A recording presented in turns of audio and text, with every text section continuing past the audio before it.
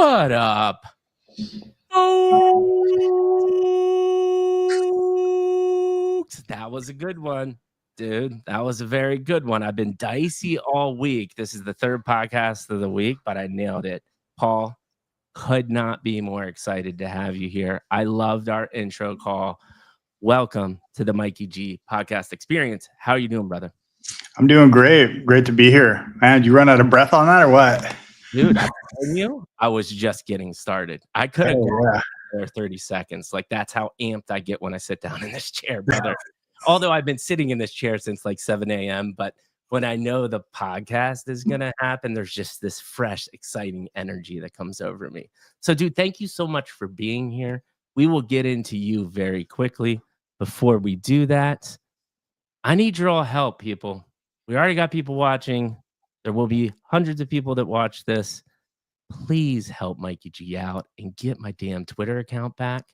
I'm going to ask you all every stream until this happens. I need to just talk to somebody at Twitter because I have submitted, 25 plus complaints so far. Photo evidence ID of me literally sitting in the same like setup as my header banner image with my photo ID with like my pertinence kind of blacked out. And it's like, I don't know what else to do here, people. I just need my damn Twitter account back. Fortunately, I have midlife, so we're doing okay. As far as the future, incredible conversations coming up. OKD, Odd Kids, that guy, amazing human being. Mr. Katz, this guy was the artist behind A Kid Called Beast. A lot of people have heard such of a project. Amazing 3D animator. He's an amazing human being. He'll be coming on next week as well. And a plethora of more. Oh, I forgot my man Kays.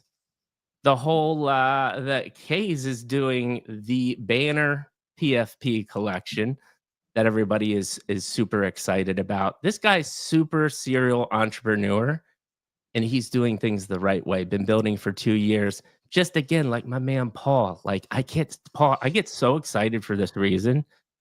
Is all of my guests now are people like you, real entrepreneurs, real workers, people that have built shit for decades and are now understanding that Web3 is a technology to open up and unlock a new superpower for our business. The NFT is not the business. And this is exciting, my friend. This is super exciting. So enough about me. We're going right into Paul. And what we like to do here at the Mikey G Web3 podcast experience is start off with a nice formal introduction. So a little bit about Paul. He's owned a land surveying company for 20 plus years. 20 years or 20 plus years, Paul? 20 years. 20 years land surveying. I kind of know what that is, but we'll get into that because I need the details of like, I'm always interested in that, fascinated by that industry because I don't know what it is, but I know what it is, if that makes sense. 2, he got into crypto 2017. Told you I'd mess this up multiple times, man. There's my first screw up. 2017, 2018. And I like how you say this at the Pico top, which is a nice way to define it. But was buying NFTs back in that. You want to talk about like an OG NFT guy? Paul's an OG NFT guy. And then this is an interesting little tidbit. That surfboard behind him is from a 101 Invisible Friends with the it's a Kith, right? With a Kith. Kith Invisible Friends collaboration, 2022 auction. And I won it. And I'll tell you all about it. It was a massive L. Dude, I remember the Invisible Friends hype, and who I've become good buddies with is Imaginary Ones, right? Which was the 3D walking meta. Clement and David are amazing human beings. I always tell this. I told them on the podcast, though, like this was like the first time we had an intimate conversation. I was like, Clement, David, I'm just going to shoot you straight up. Invisible Friends was already out. It was a 3D version of Invisible Friends. I was like, I thought you were 100% a grift and a scam. 3-4 years later, the guys are still building, raised millions of dollars and are not giving up, right? But it was just it was so dicey at that time because if there was a meta at that moment in time, Invisible Friends created the walking meta and a bajillion of those products came out. And it's like, how do you trust who's legit and who's not, right? Yeah. Ended up being amazing human beings. And then finally, my favorite part of the intro for Paul, just a little tidbit. Dude is a guitarist, had a band in his 20s, but this is the exciting part. The soundtrack for Pupilz, and I think you said the music when you come to the website. When you play the game, Paul's riffing on the guitar. That's your man. How many CEOs are the actual guitarists on their soundtrack? Not a lot, but Paul is. Paul is. Welcome to the show, man. How did I do? Did I do you justice? Did anything you want to add? Dude, I wouldn't have it any other way, man. All the slurring and the bumbling, it's like me. That's my style, so I'm good with it. I love it, brother. Yeah, I will always say I am not perfect, but I am perfect at one thing. Genuinely meaning what I say and being excited about you and human beings, for sure. 100% of my heart believes in that. And I think that's what makes this a special experience. And with that being said, we're getting right into it, brother. World famous Mikey G Midlife Crisis Podcast question. Paul, how did you get to the seat you're sitting in today? To reiterate for the audience who's never seen this show, I would like to hear episode 1, 2, and 3. Episode 1.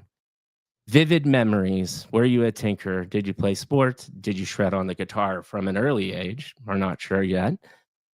And kind of like life lessons, mantras that maybe your parents or family members or people close to you taught that helped really mold the mindset that you have today and things that you still utilize. Because I think that's obviously a critical part of your life to really form who you are as a human being today. Episode 2 is schooling. You're obviously your business and entrepreneur. But here, I want wins. But like we talked about before, I'm actually more interested in the failures and, you know, what you're comfortable with, because we learn way more from failures. Skill sets gained, leadership, mentorship, all of these lessons learned. Because I say this every episode because I think it's very important. Your story is deeply going to resonate with somebody.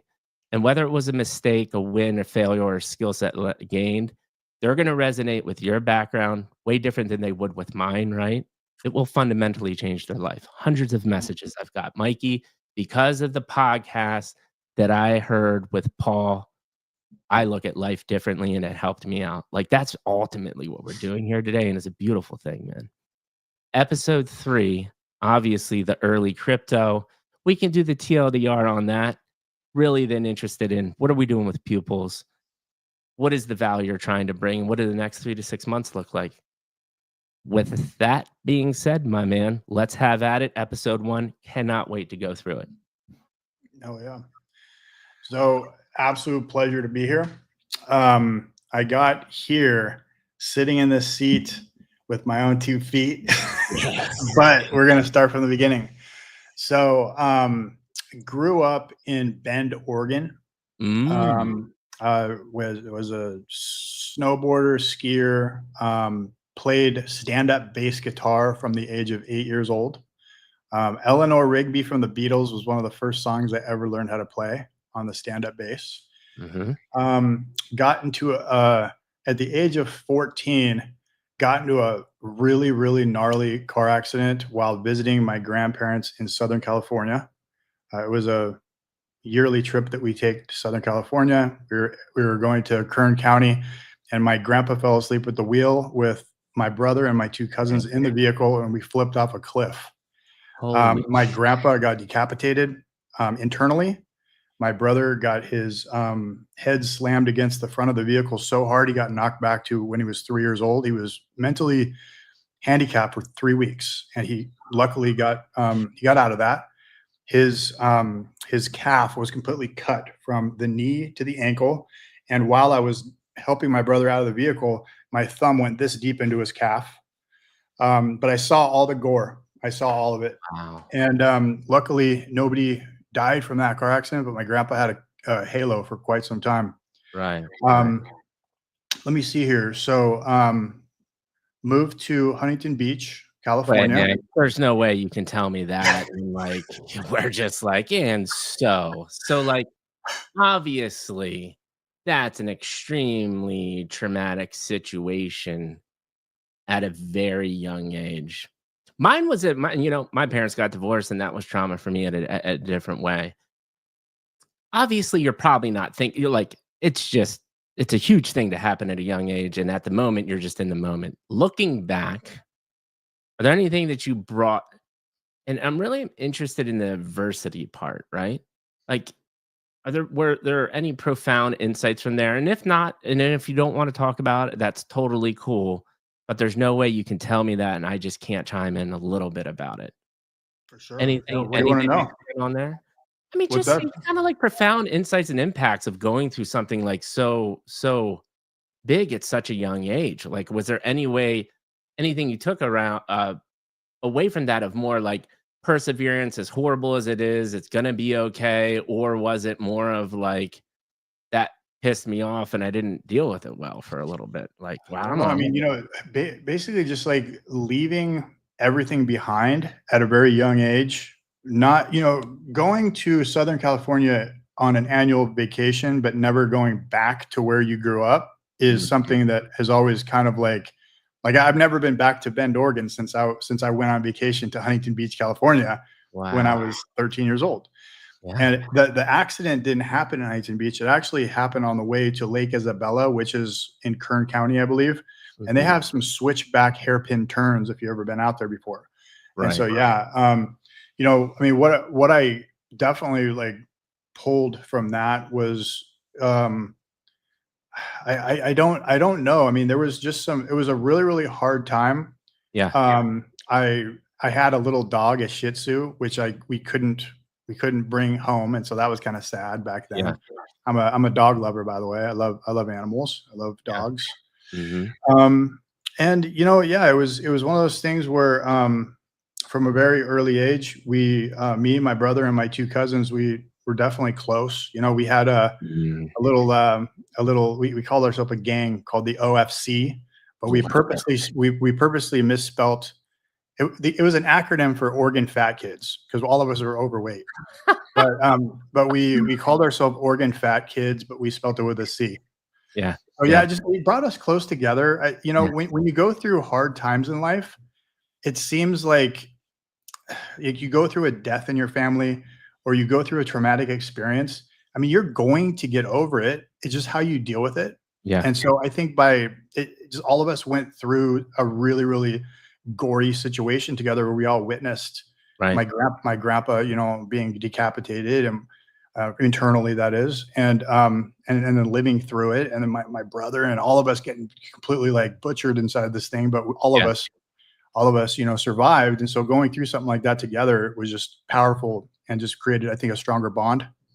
Dude, thank you for sharing that because the sense was, and this could have gone many different directions, right? People, like you said, people have this stuff and it destroys them for the rest of their life. What's cool is exactly what you said is if you can experience things like, mine was my major depressive order that I talk about a lot, which is ultimately an end goal is to raise awareness about mental illness with a lot of the things I do too. But dude, if you can get through that and come out the other side with some skosh of positivity, and I love the end goal, which was it brought you closer together with your family to the point where you came up with a nickname, and that probably set a lot of the foundation for the rest of your life. Is there anything that you want to expand on, like creating your little crew and that closeness? Because I think that's just an interesting topic, and being able to have like I'm one of the very my version of that is I have 5 childhood friends that are my best buddies that I still talk to, and I'm 43, right? That's unheard of at this day and age. And I think I value that deeply because we're all extremely different, but there's something about having that common bond from a young age, and even though we've went drastically different ways and have different viewpoints, that bond keeps us together, and it keeps me honestly honest and true and wholesome to oh, these are my boys, and people can be completely different, but still be best friends. Does any of that make sense? I love that. The first thing that comes to mind is one of my favorite movies of all times and books. Stephen King's It. Mhm. I know I'm a huge horror movie buff. I love horror movies. I love survival horror, video games, stuff like that. And I specifically love these type of movies like Stand By Me. I'm not sure if you've ever seen that movie Stand By Me. Great movie.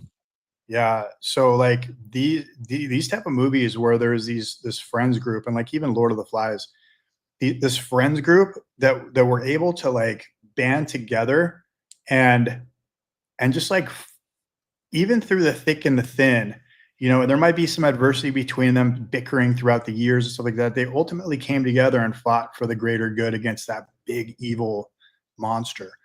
We'll get into it later, but dude, I'm just telling you right now, I am extremely envious of people who have what you have, dude. Thanks, man. Okay. I mean, Yeah. it's serious because I personally don't have that. And you know, I grew up without a father too. Right. There's a lot of there's a lot of things that plague me with that. And so, you know, bringing up these things like, you know, having this friends group that you grew up with and you've probably fought with, and then you band together and you're able to tackle problems later on in life. And Yeah. that movie, it really is, you know, Pupilz is inspired by that. And Yeah. that's what Pupilz is about. We can get into it later though. No. Let's get into it right now because it's relevant. Like, talk to me about that. Well, so basically, I mean, it really goes into the story about Pupilz, where you have this. And by the way, this right here is a painting that somebody from the community did. I actually commissioned, Mhm. but it's of the comic book cover of Pupilz, Nice. and so it's right behind me. And it's like 20. It's kind of hard to see the scale in the video, but really super proud of this piece. It looks absolutely amazing in person, way better than it does on the video, I think, but basically like this is Master Grok Mhm. right here. And then you have his you have his Groklings, which are all the little like colorful monster Yeah. looking dudes Yeah. with the emoji eyes and stuff like that. And then you have the protagonist. And the protagonist, Jimmy, who was inspired by my Uncle Jim. Uh-huh. That's what I named him after. Nice. He has two friends. Which, if you're interested in anybody who's watching or anything like that, you can go to the Twitters to the X profile's pinned post, and you can actually read up on Jimmy, August, and Takashi. So he has two friends.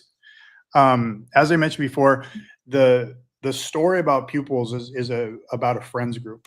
Okay, it's about a group of young friends, and they have to band together and they have to problem solve and fight against this greater evil that's happening in their town, which is Yeah. Mystic Bay.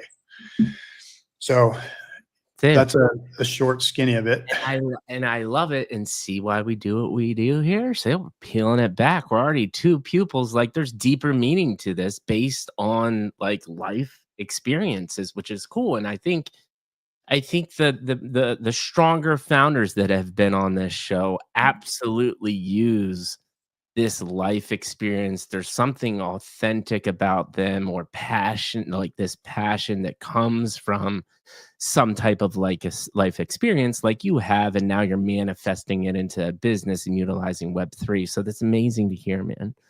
Yeah. As far as the uh childhood goes, you know, we can talk about one or two more things. Anything else there in just the people that surrounded you, whoever that may be, on I'm interested in mindsets. Like, there's this theme of like understanding how valuable close relationships are, especially going through something like that. Is there anything else there? Yeah, I mean, with regards to the Oregon fat kids meme, but like, you know, back when we were kids, you know, we got into a lot of trouble together. You know, Yeah. like that was our thing, like breaking windows of archery, because there was an archery range right across the street, and we just went over there and break the windows, and Right. you know, like, you know, stealing hood ornaments off of cars, and you Yeah. know, blowing up mailboxes with dry ice bombs. It's like everything like little kids do, you know what I mean? Or maybe every little kid does it, but we sure as shit did it. You know, like it used to snow up there in Bend, Oregon. We had 4 seasons, and we loved to, well, I'm 6'5". Okay, so I'm a big guy, and I have like oversized feet. Not that that matters, but I do.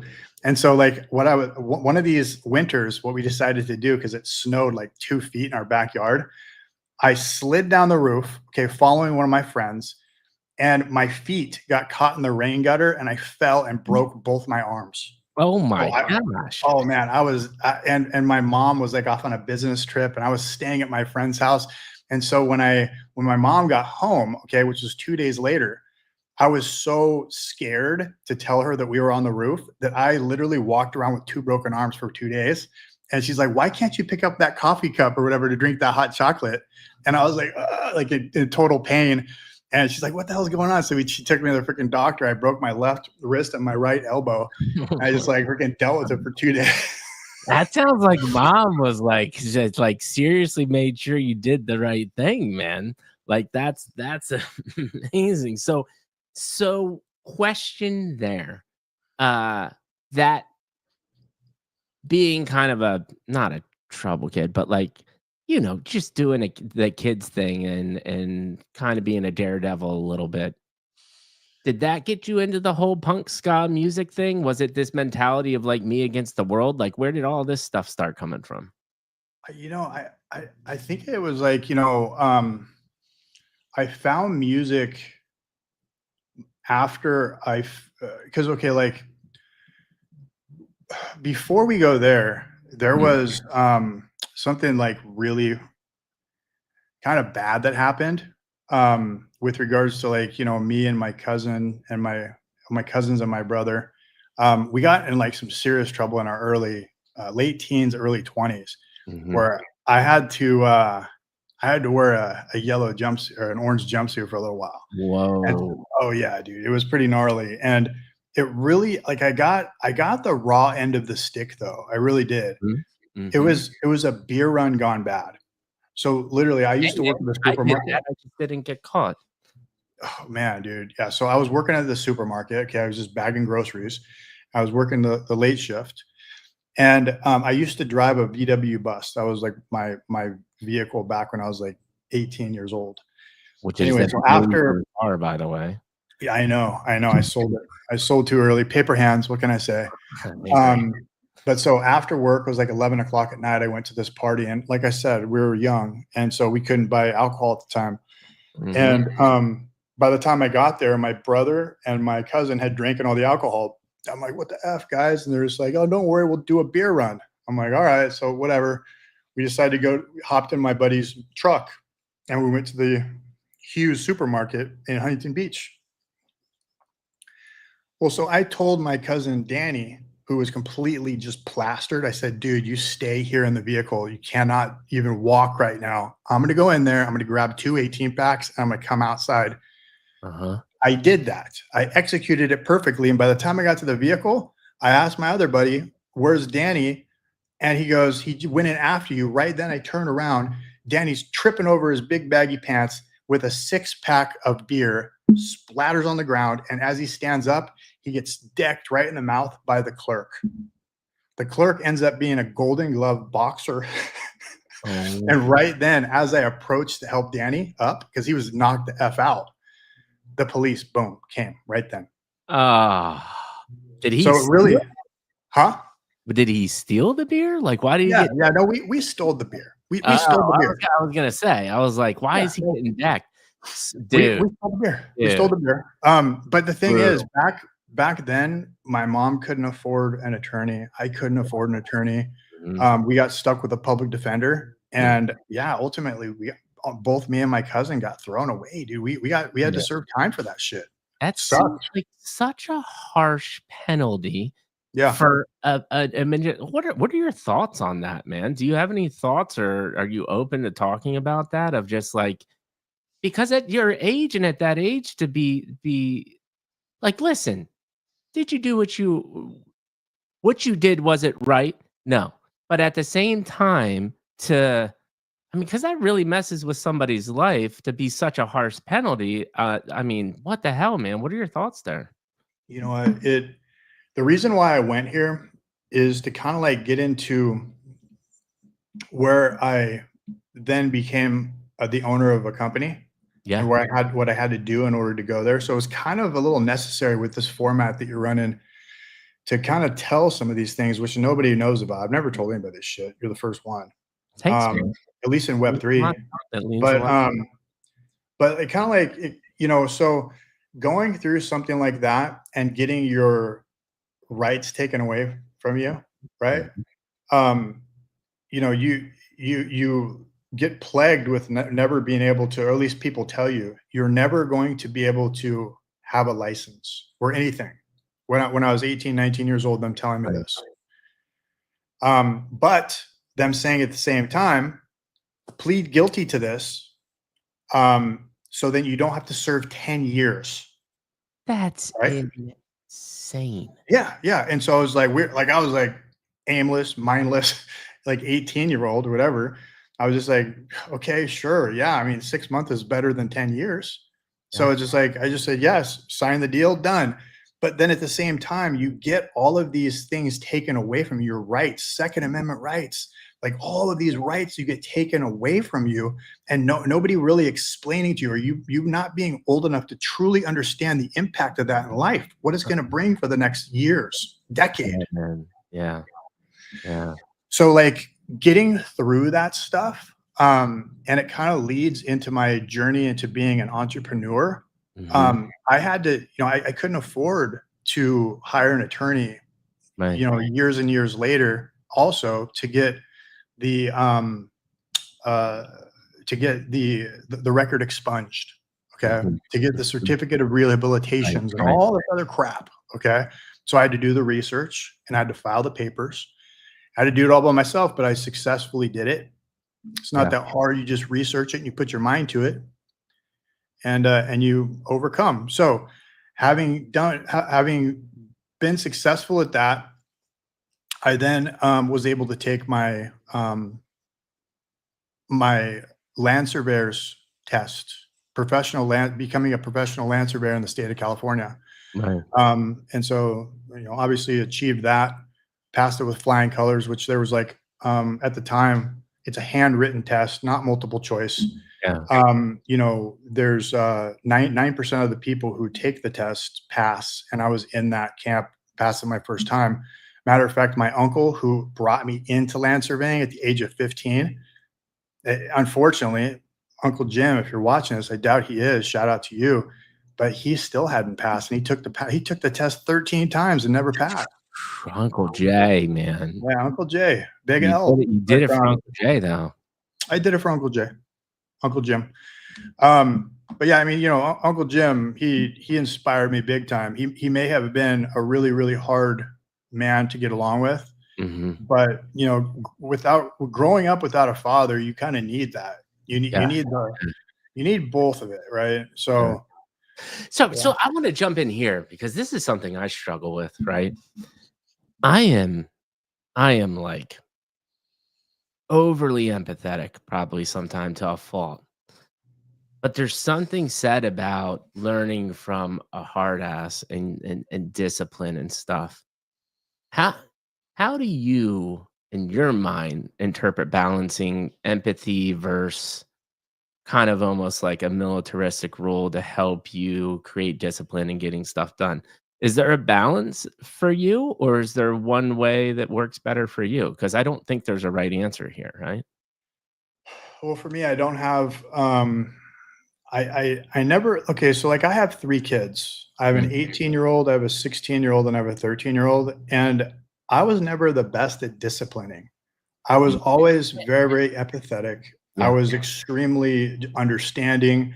You know, I was very reasonable on my approach of discipline. But the thing is, what you get from that, like looking back on it, hindsight, is some, you know, it's just human nature for kindness to be taken for weakness. And it's like human nature. And so even with your kids, or even with people in Web3, or just like people you meet in general, it's human nature to take kindness for weakness. And so a lot of people take my kindness, because I'm a very empathetic person too.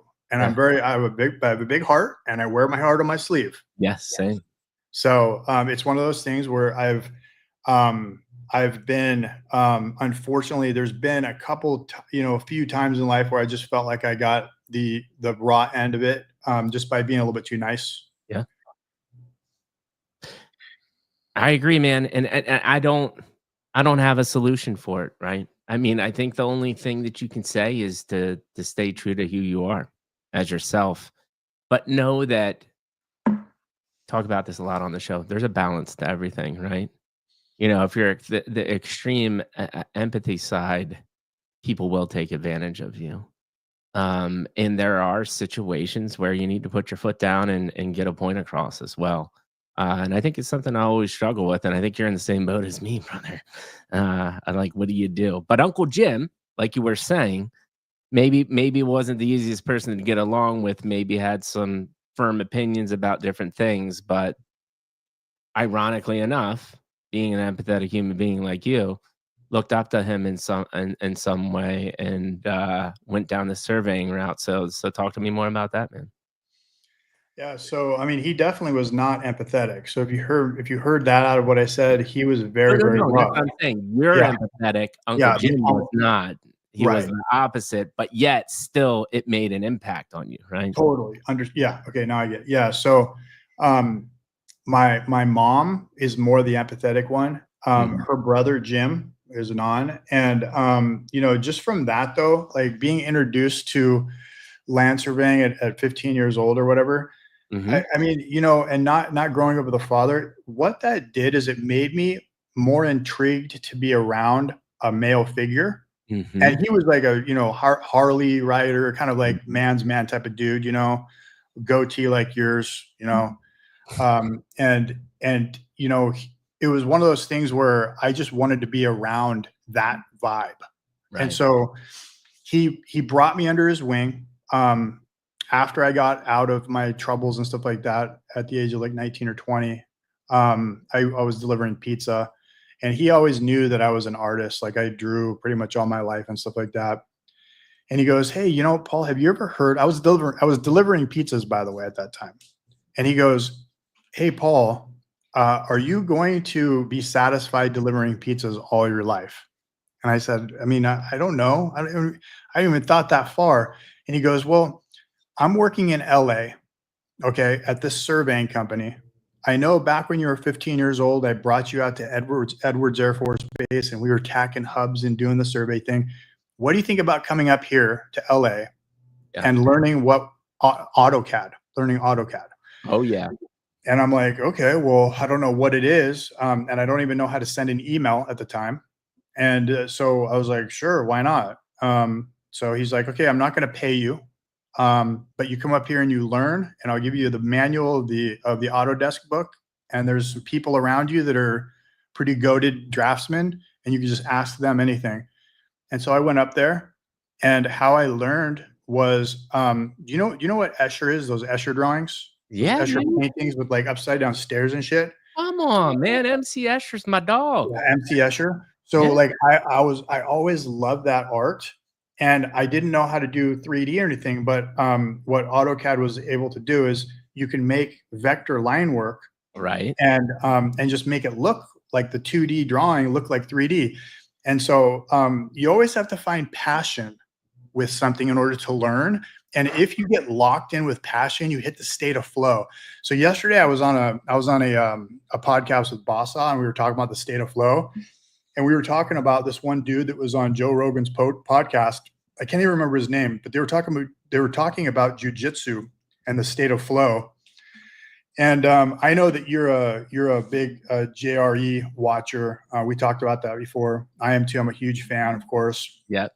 But the state of flow is basically a linear line at like a 45-degree angle or something like that, where if something's too difficult, you're gonna, quit. And if something's too easy, you're gonna quit. And so there's that linear line at a 45 or whatever degree angle that it's not too hard, it's not too difficult, it's just right, and you're able to kind of get locked in over a certain period of time. So with AutoCAD, I was able to learn it. I was able to actually like learn how to use the program, never using a computer in my life back then. and I was 20 years old. I'm 45 now, so do the math. Yeah. By drawing MC Escher drawings in AutoCAD, and then showing just asking the people around me at work at the desk beside me, how do I do this command? How do I do that command? And ultimately, after about a 6-month period of time, I was then producing maps for the company, and they offered me a job at this land surveying company drafting maps. Yeah. Dude. Flow. Like, this is my flow state right now, as you can tell. I have my opinions about flow, but I would love to hear yours. One, I think there's two folds to flow that I'm interested from your perspective. One, what does it physically feel like to you? Like, what is that? Because I think there's some people that don't understand the concept. So again, now people have related. You got a raw end of the deal. Already got comments in chat. They love you even more because you shared that story. What did I tell you in the beginning, brother? Be your raw, authentic self. You've got new super fans because you did that. And so, in all fairness, they love Jimmy, not me.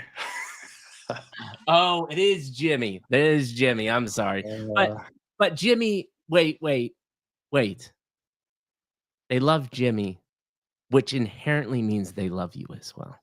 But again, they wouldn't have known about Jimmy without you. So yes, they love you even more. Two, so what does flow feel like to you? And then three, you kind of described how you achieved it.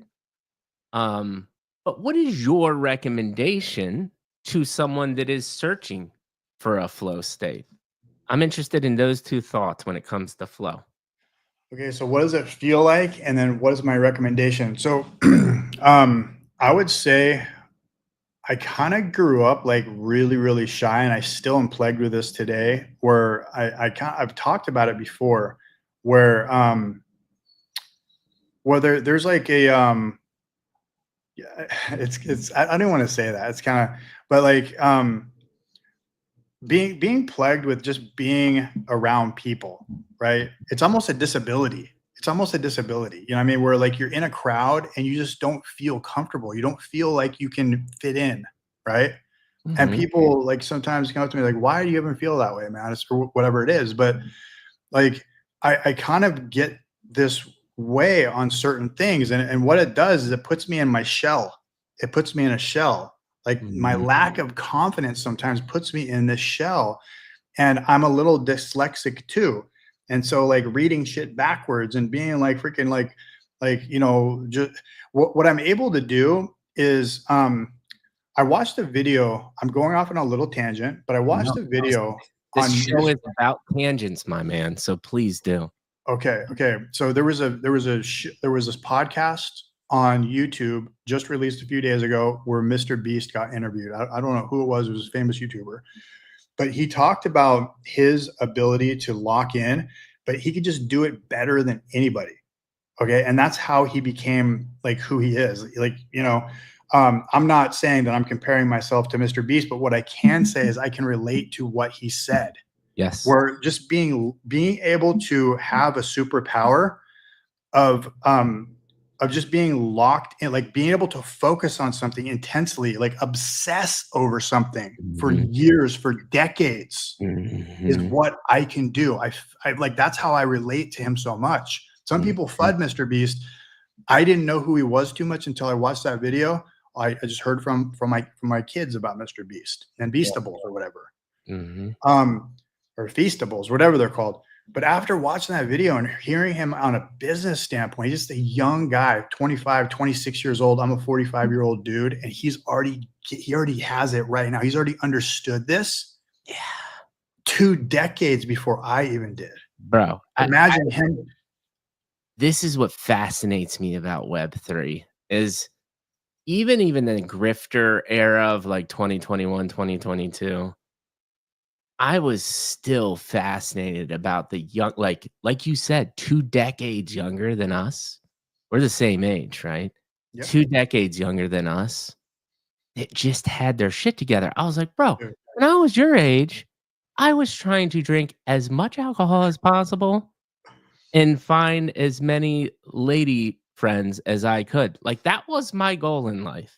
Yep. And the fact that these people like, these young kids, man, they just got it all fired on all Crazy. cylinders already. And I think maybe that is one of the differences of growing up with technology. I don't know.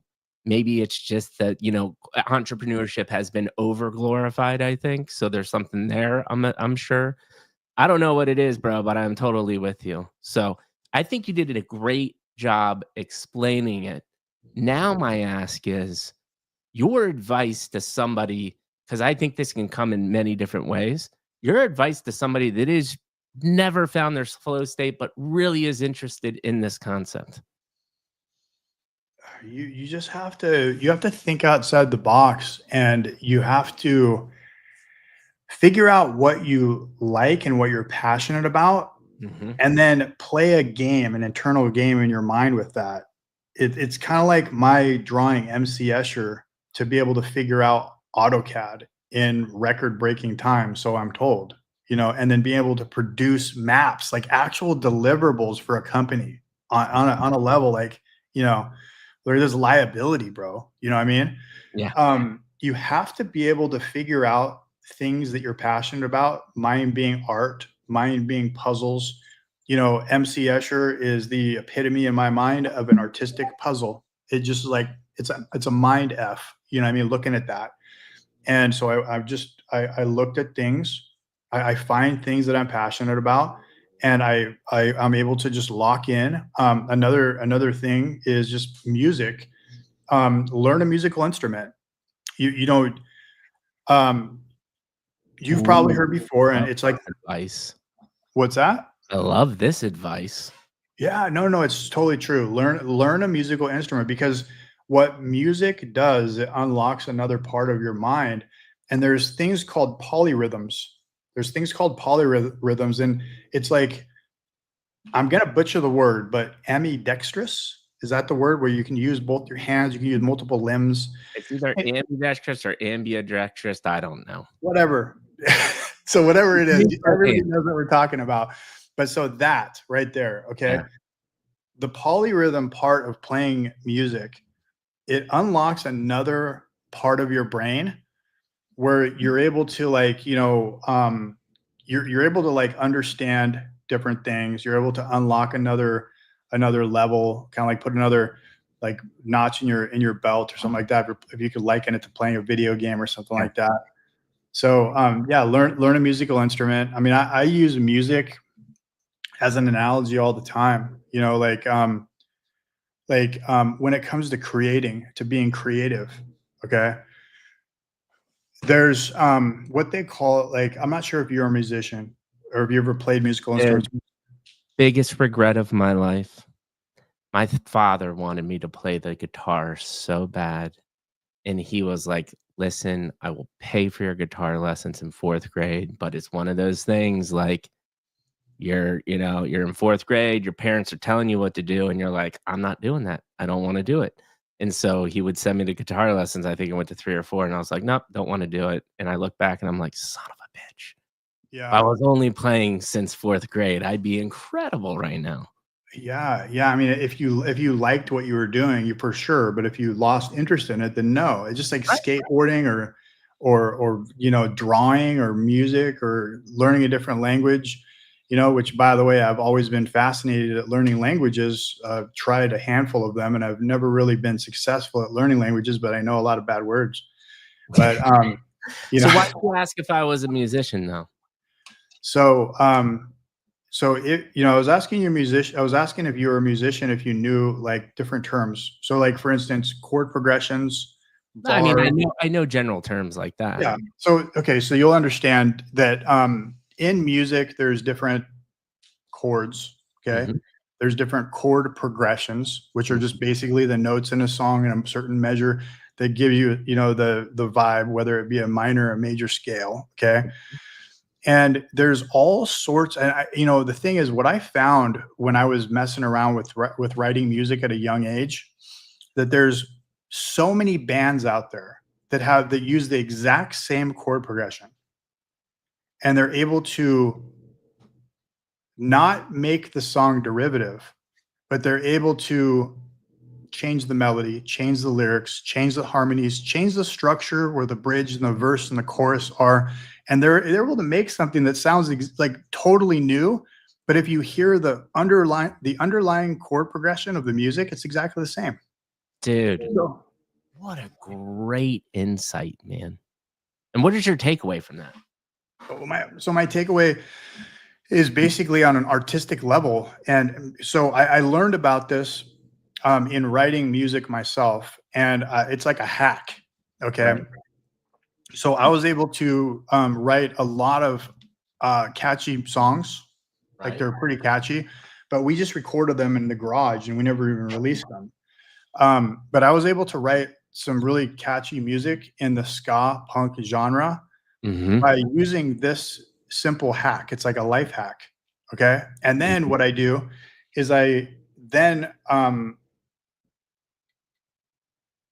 use it on an artistic level, use it on a narrative level. So there's different forms of art.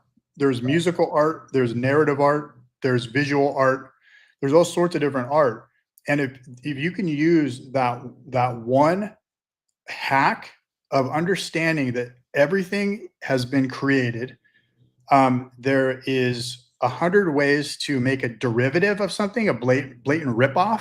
Right. But if you can get innovative and creative and then apply your own life story to things and make it more interesting and more relatable, think of different characters that may, have inspired you, but then twist them a little bit. So, or even like a logo design or something like that, where somebody has seen it before. Okay. They don't know where they saw it, and it's warped just enough where you just can't put your finger on it, but it gives you a feeling inside. It gives you a feeling. It brings like this nostalgic feeling. Like you have no idea. You can't put your finger on it, but the thing is, it's been tried and true by Disney Pixar or by Marvel or by Stephen King's It. Okay. Dude, you're giving me chills, brother.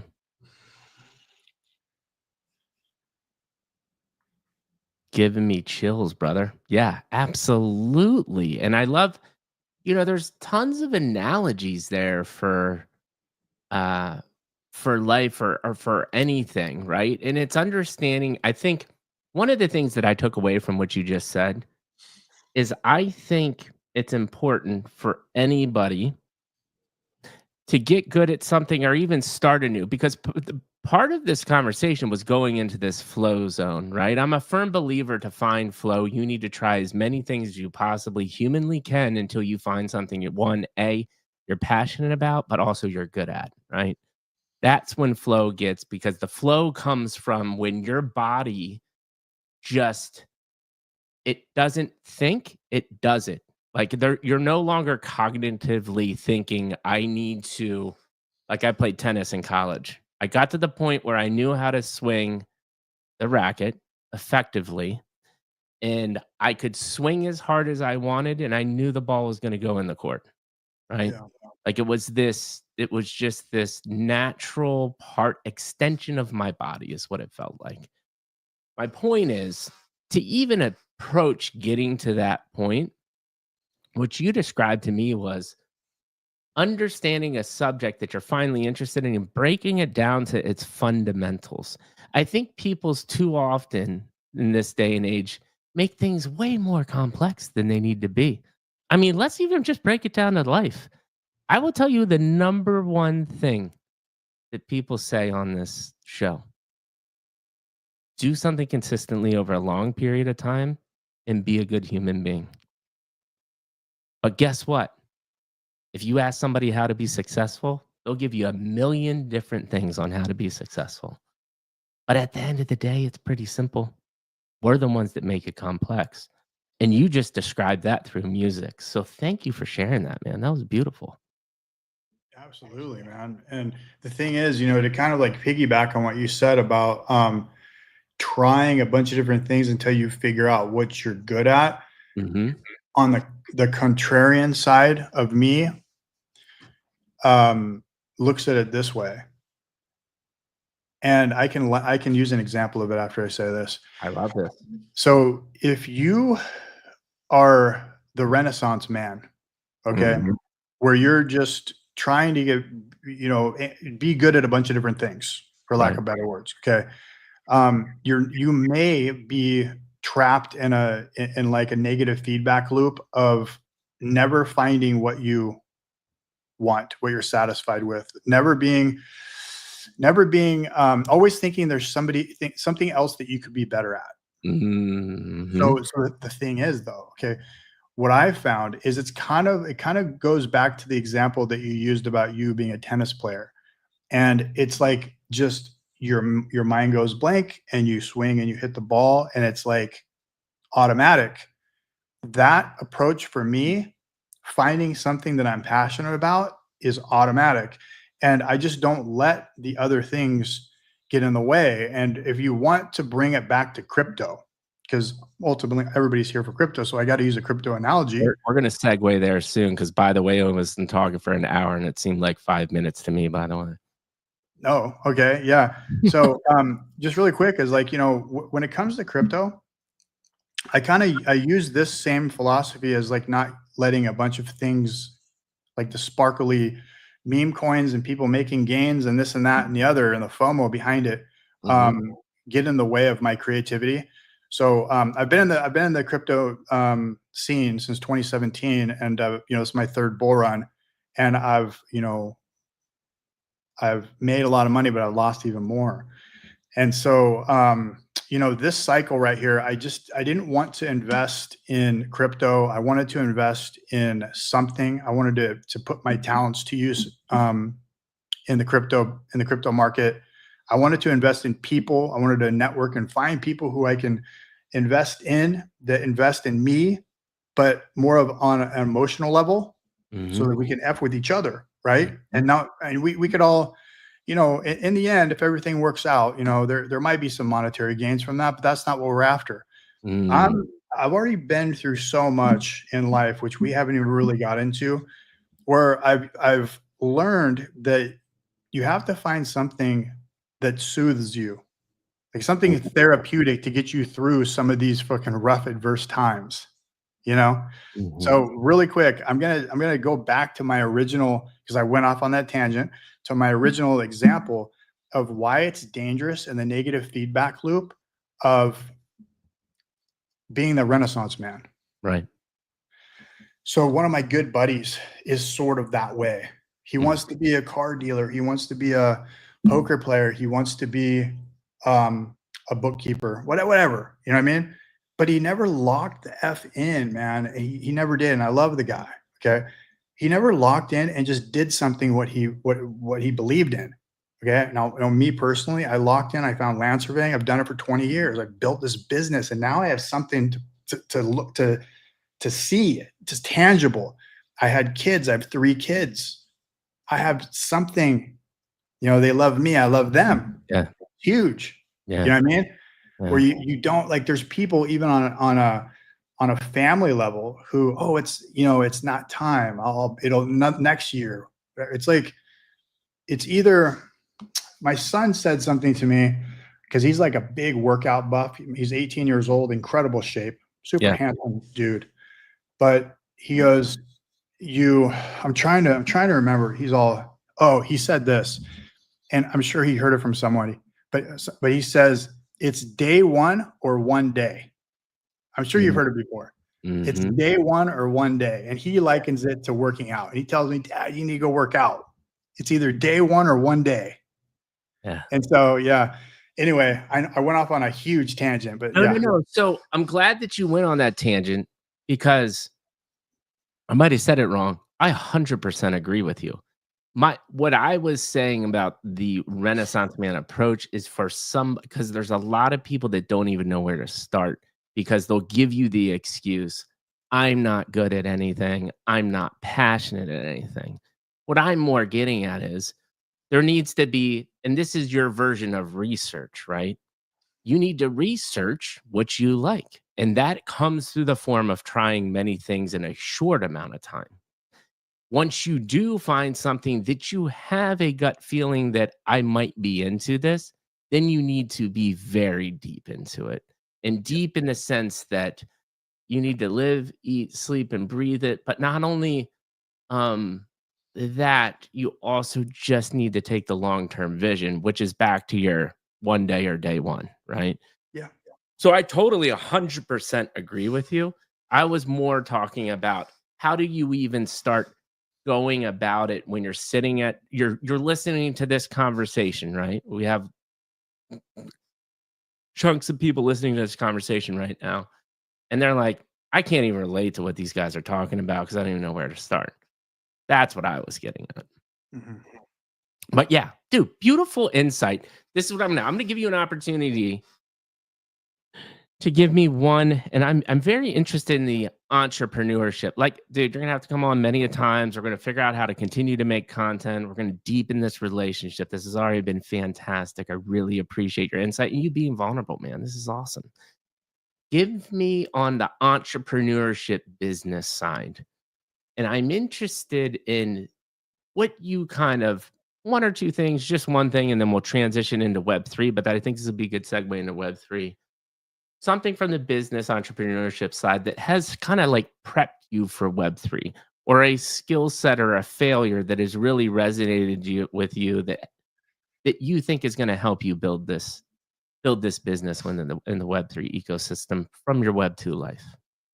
Well, first of all, I love how you said build this business, because a lot of people don't really take Web3 seriously, like it's a business, but Right.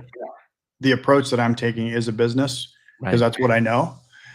But the mindset that I've had for years, and it was probably just, I mean, who knows? It may have been just lack of truly understanding money at a young age. Maybe it could be where I understand it on a pretty decent level now.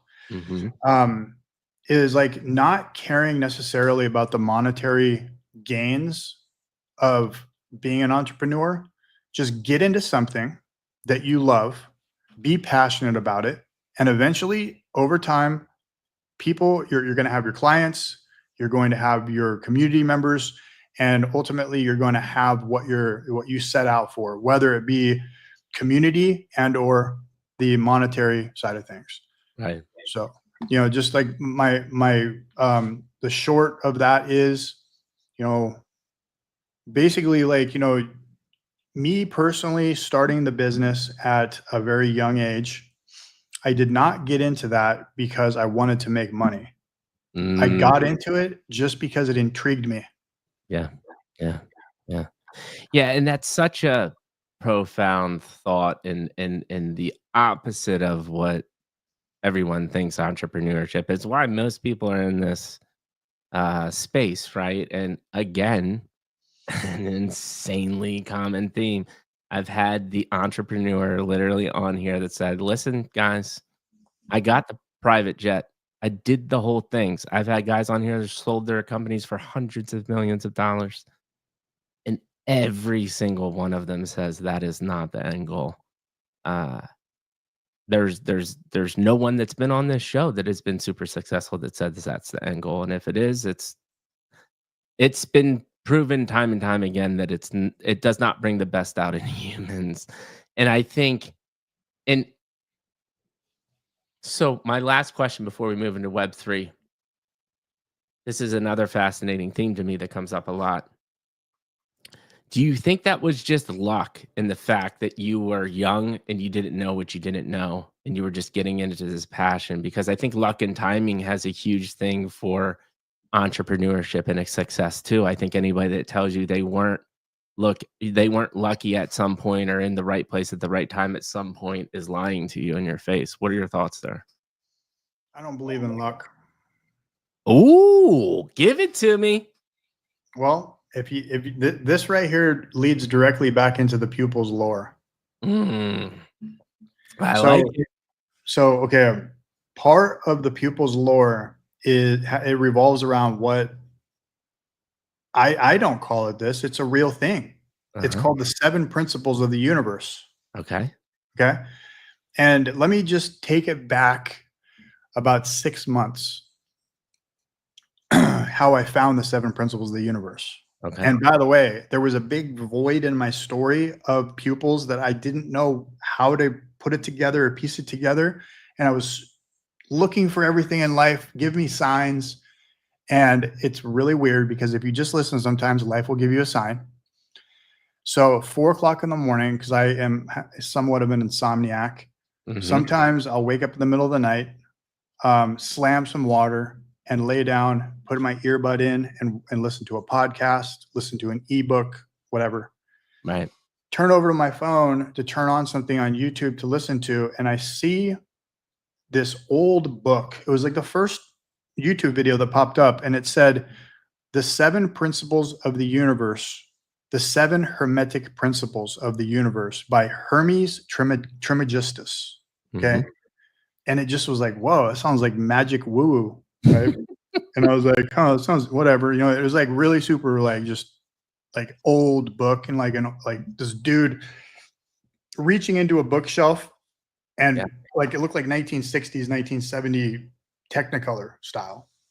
But I said, F it, put it in my ear, started listening to this dude talk, and I looked at it. It was like a 4-hour listen. Dude, I couldn't stop listening to it. It was about the 7 principles of the universe that ultimately, if you're able to harness the power of these 7 principles of the universe, it's thought to be able to give one the power to harness health, wealth, and financial freedom. Okay. So listening to this book, I was like so captivated by it, I had to put it in the story. 7 principles of the universe. And one of the things they say inside there, it's cause and effect. Yeah. Cause and effect. Okay. There's no luck. Because this happened, that happened. Because I moved this mouse, because my hand went over to the mouse, and then I produced energy to move it forward. That's why this moved. That's why it's in the position that's at. So if you look at like luck, and this could get really super deep, okay? Because I mean, inside the book, they were talking about the dust that gets in your eye as you go down the freeway and your windows roll down. I mean, it gets super insightful, okay? Like, where did that dust come from? And then it traces back over a whole chapter of where the dust came from, all the way back to fucking outer space. You know, like the tree getting burned down. It was crazy. But I swear, it's like one of these things that's like really super cool to get to read up on the 7 principles of the universe. But Hermes Trismegistus was he is a thought of as the originator of math, the originator of astrology, the originator of language. Okay. And the last name, Hermes Trismegistus, actually means the thrice great one, the thrice great one. Okay. And it's pre-Egyptian. So Master Grok, I gave him the last name of Hermes. So it's Master Grok Trismegistus in the story of Pupilz. And the 7 principles of the universe ties in. And some of this stuff is complete alpha. There's some people in the Discord, like Paula, shout out to you, and some other people inside the chat. Evolve, I saw you in here too, who are in there constantly reading this. And by the way, these are community members who truly do love the story, which is cool. You know what I mean? Like they're passionate, just like I am about this. But yeah, that's some alpha that I haven't told anybody. Like, who is Master Grok? Like, where did he come from? Is he Hermes? Hermes, Hermes' brother. So yes, this is awesome, because what I love about this is there's so many ways to interpret things, and I've had pushback on luck. Listen, can you define luck in many ways? And going through these 7 principles or variants of luck, I think so.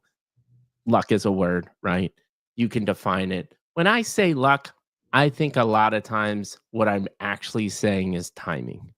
So for instance, my big break in this space was I was original Hate Beast mod. Call it luck, call it whatever you want, energy. I was able to DM Digimental and him immediately get back to me and say, "Hey, man, where do you live? I need a mod in the West Coast time zone." "Oh, you live in San Francisco? You're a mod." 3 sentences, 30-second conversation.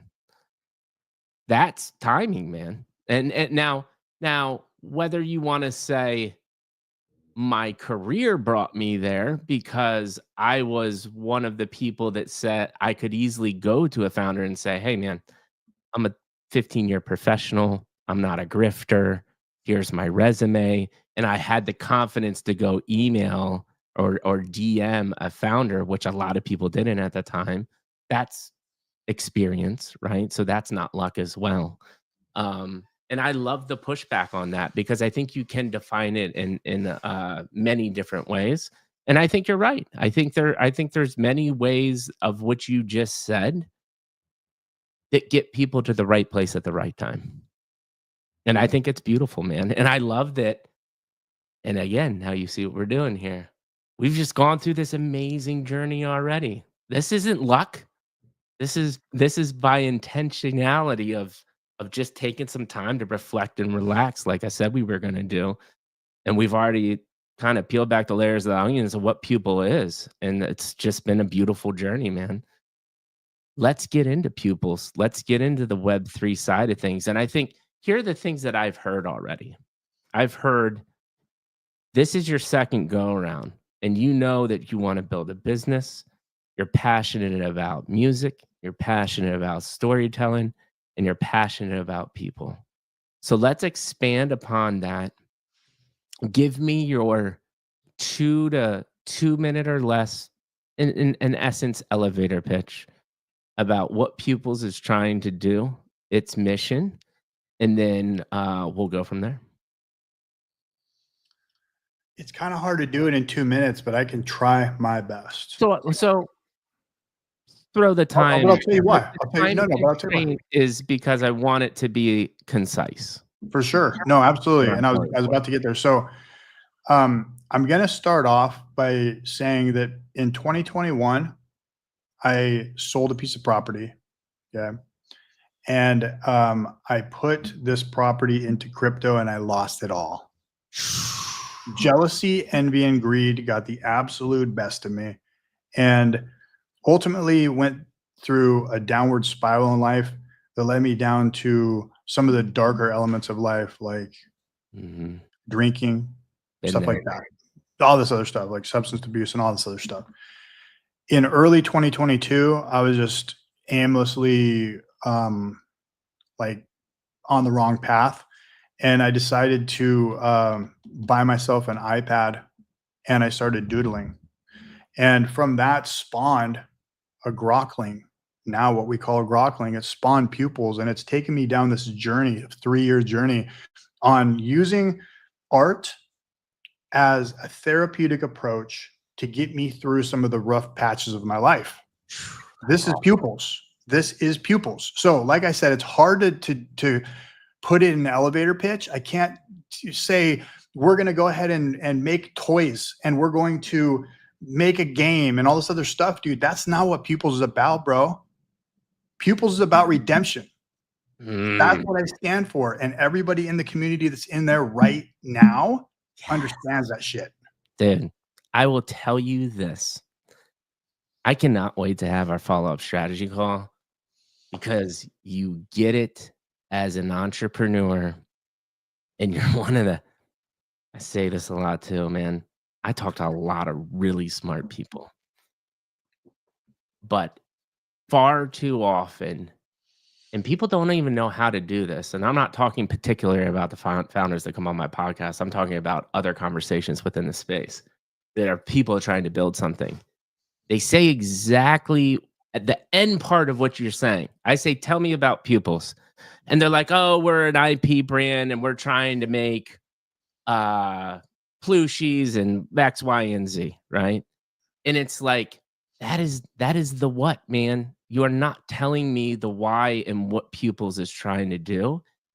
And thank you for going straight into the why. I'm telling you, That is very rare that a founder starts with the why, and they always go to the what. So, yes, man, your why is about redemption. Your why is about Pupilz was a way to get you through the rough times. Your why is that you're creating a community of like-minded people to help each other out, to lift them up when they're down. And Pupilz is there to do that. Like, that is such a beautiful mission statement, you know? It's a little it's kind of analogous to mine in the sense that, like, my why is here to make the space better by through telling authentic human stories like we're doing right now. Because I do think that progresses the space forward. Because that does do research to help people figure out the people they do want to invest their money in and not go down this horrific path that we are right now with all of the scams and the meme coins and everything. By the way, people, since 2021, the space has got worse. It hasn't evolved. We're just doing the same shit that we were in 2021. It's just in different forms of shit. And it has gotten better in the sense that there are more builders that understand what a business like yourself is, and they're trying to build the right way. I think that percentage has gone up for sure. But as far as like the spotlight and how this space is interpreted, it might be at its all-time worst at this moment in time, right? But I just want to commend you for immediately going to the why. So it's about redemption. Pour some more on. Pour some more love on me, man. This is great. Well, so the mantra of the project is "Together we rise." It's I don't know how to build a community, and some people listening to this might think, "Oh, okay, I'm going to turn this thing off right now. This guy doesn't know what he's doing, so I'm not gonna follow whatever he says." But I will tell you this, okay? The one thing that I have not seen, okay, you look at process of elimination, okay, and you try to expand and you try to innovate on communities that you have personally taken part in over the past years in Web3. If that's what you're building, you look at case studies and you look at what people have done, and then you take away things that you didn't like, and you might add some new things into the mix that you personally have want to see. Now, to elaborate on it, Together We Rise is something that I really felt strong and passionate about this. And we took a long time to really think about what we were going to do for the mantra of the project. And so, Luke, so Luke and I really thought about this, and Together We Rise resonated with both of us. And by the way, I got to give a shout out to Luke, because he's not a yes man by any means. And I don't like working with yes people. I do not like working with yes people. I like working with contrarians. Yeah. Because if you work with contrarians and people who don't say yes right away, then you're going to develop something, doesn't matter what it is, and way, way better. And we came up with a lot of different things. And I argue sometimes that Luke came up with Together We Rise. And he says, "No, you did, Paul." And I don't fucking remember, whatever. It's a cool saying.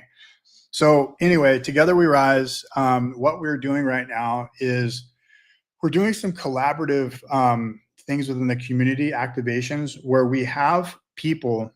We've hand selected a very, very tight knit crew of people that have either had one-on-one phone calls with me, which I'm super passionate about. So if anybody out there wants to set up any one-on-one phone calls with me, please let me know, because I absolutely love learning about people who are interested in Pupilz and my story too. So, but so the people that we have hand selected have either been set up on phone calls with me, who have set up on phone calls with Luke, or have just been generally active on the timeline and generally interested in what we're building. So we sent them invites, and what we do is we let them build with us. So we put together this experience for the website. It's the Matrica onboarding experience, which I invite people to come to the Discord and check out, because it's super exciting and it's innovative and people have not done this before. So if you can check it out, it's really super cool. And if you're interested in it, send me a DM or Luke a DM and we'll send you an invite. But there's the people that are currently active in the Discord right now got to build and give input on a general public experience, how we're going to be inviting people into the Discord. So there's people in the chat right now who gave good insight and that we iterated on and we send it back, and it's even better because the thing is, if we didn't have their insight, we wouldn't have the product that we have right now. So the collaborative vote effort in putting together this experience to onboard the general public that will be our community as well, people that may not even know or be into looking at Pupilz right now, that right there creates a bond. Yeah. It creates a bond. So together we rise. I know that was a long explanation for what it is, but it's basically just all of us together within the Pupilz ecosystem, the family that we're building together and being able to iterate on things. Dude, I love it, man. And not long-winded at all. It's nice that because you actually did it pretty concise in the beginning, and now we're expanding upon it. Together we rise. Does that have any rise against reference? Because it's a punk or ska. I forget which version. It's both, right? Yeah, I love rise against. Well, I didn't know. I didn't, because when I saw it, I knew like the genre of music, and I was like, "Oh, maybe that's a nod to Rise Against," but I guess not. It really has deeper meaning, which is the more appropriate answer in my mind. So that's awesome. So let's talk about this, man. I gotta go do family duty. Family duty calls. Believe it or not, we have been talking for God, man. How long have we been talking for? An hour and 15 minutes already, and that has gone by in a blink. What I would love to do. Let's talk about the next 3 to 6 months. People are chatting. People are amped. We got a good amount of people watching us. I know people are loving this conversation, soaking it up. So, what do the next couple months look like for us? What is Pupilz doing? What are you concentrating on? We're concentrating on community building. There's no necessarily mint date, quote unquote. That's not what we're focused on. We're we're focused right now on building foundation. Just like building the foundation of a story, or even putting the first base layers on a canvas. Like all the little details can come later, man. You know, like all those little mint prices and mint dates and things like that, which are important. Absolutely. They're not the most important thing to us right now. The most important thing are the base layers on the canvas of building our community, the foundation of the house. That's what we're building right now. And if 2 months from now, we're our Discord's popping, our Twitter chats are popping, and people on the timeline are absolutely effing with us, I think we're winning. So 2 months from now, I just want a vibrant community. Yes. And I think that's the way to go, man. I mean, I think there are people in it for the right reasons, and the way you're talking, you absolutely are in it for the right reasons. And then again, you're backed by a 20-year entrepreneur that has run a successful company, family man, and you have a lot of good. You gave a lot of good alpha just in the sense of who you are as a human being going through adversity. You had a lot of traumatic things at a very young age, and you got through.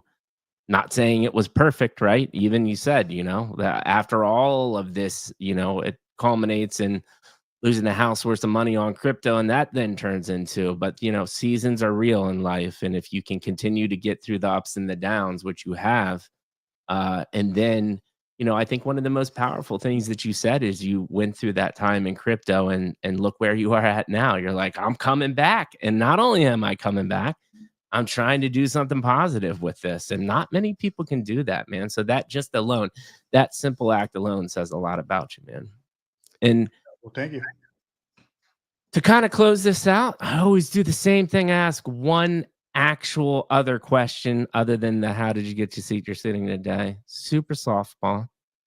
I'll give you my final closing comments, and we'll call it a day. And this will be the beginning of many, many more times that we're going to be able to make some content and interface, man. I can't wait. So the last question, very simple. You've been on tons of spaces. I don't know if this is your first podcast or not. Even if it is, true, honest, open, raw feedback of how you think the Mikey G podcast experience went today. I personally think that you have a unique gift, and this is not glazing by any means. Okay.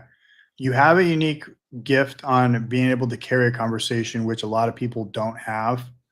You're able to remember what the question was. You're able to remember a lot of different points in which I talked about and then circle back. I think that's a huge ability. It's an ability. It's like a superpower. You know what I mean? Yeah. Because I mean, for me, it's hard to remember, like, you know, so a lot of times what I do on these spaces is I'll take a notepad and a piece of and a pencil, which is like super boomer. Like I tell this like Luke, say, yeah, I got my notepad and my pencil right here. He goes, dude, I'm taking notes on my phone. Like, what a boomer move, you know?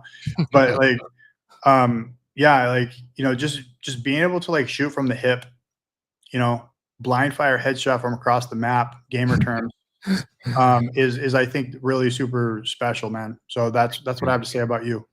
I appreciate it, and that's what, like I said, that's what I was going for. I mean, I want you to feel comfortable. I wanted you to be able to share things that you were felt comfortable for, and it still blows my mind every time that like you shared some really intimate things, and I'm happy you did. I never urge anybody they have to, but I promise you, you sharing your story as an authentic founder will only make your brand stronger. I think I think, you know, there are the taboo subjects like politics and religion that, you know, a lot of things, you know, but even we've had discussions on religions on this show. I think if you talk about it from a general like principle of like things that you gain from it, opposed to like you're right or wrong for thinking a certain way, it can be beneficial. But what I'm also getting at is you are your true authentic self today. And I think it is just such a huge gaping hole in this industry, but honestly in life, man.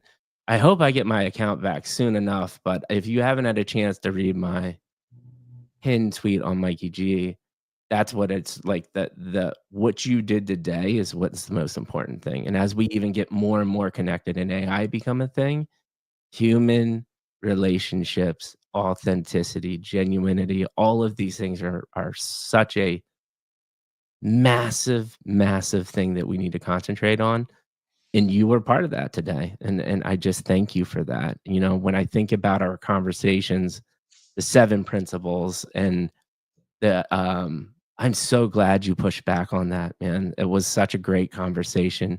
I love that you took tangents. I think every tangent that you took was a beautiful insight.